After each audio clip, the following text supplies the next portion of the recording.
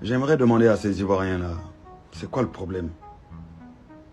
La Côte d'Ivoire a signé la Charte des Nations Unies, ainsi que le Sénégal, ainsi que quasiment tous les pays d'Afrique.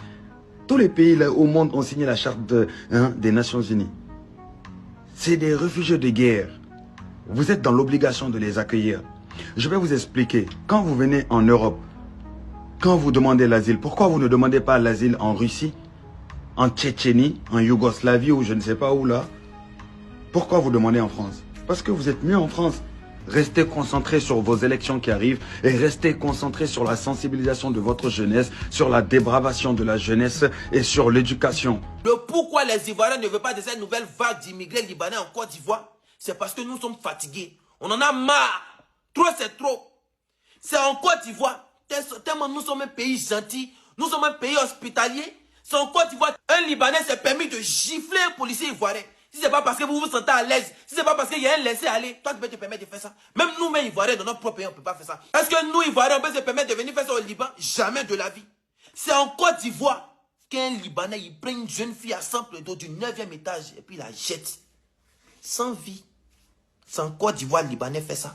Tellement il se sent à l'aise, tellement il se sent roi. Et puis les Ivoiriens vont sortir pour venir exprimer leur mécontentement envers l'immigration libanaise qui arrive en Côte d'Ivoire. Vous allez sortir pour venir faire live. Vous allez dire que non, ici Ivoiriens, vous allez discuter avec nous. Genre, c'est la même chose, on est camarades. S'il y a un peuple qu'on doit considérer comme nos frères ici, en Côte d'Ivoire, surtout au 21e siècle, il n'y a pas d'avant, hein. Il n'y a pas de maintenant. En 2024, ce sont les Libanais. Les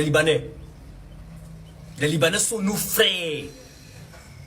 Vous avez vu un peu le comportement que les Marocains ont eu à nous, non? C'est le même comportement que les Libanais ont eu à nous. Les Libanais se sentent ivoiriens. C'est le peuple qui se sent le plus ivoirien actuellement là. Ils parlent comme... Et puis en plus de ça, ils offrent des emplois.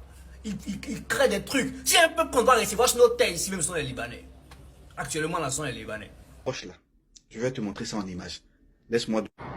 Voilà, c'est ça que je voulais te montrer. Voilà, tu vois la hauteur? Je vais bien zoomer, tu vois? Voilà, je suis au 22e étage d'un immeuble, un peu comme celui en face là-bas. C'est de cette hauteur-là que plein de Libanais balancent des sœurs, des frères ivoiriens et africains. Il y en a, chaque année, il y a des centaines d'Africains qui meurent au Liban, balancés du haut de vos tours. C'est de ça qu'on parle. Tu as déjà vu un Libanais, un Ivoirien qui sait même où on fabrique le passeport libanais au Liban? Est-ce que même il sait même où, sur quelle partie on pose même le tampon dans les passeports? Mais vous connaissez tout ça là. Donc la prochaine fois là, ne prends plus la parole.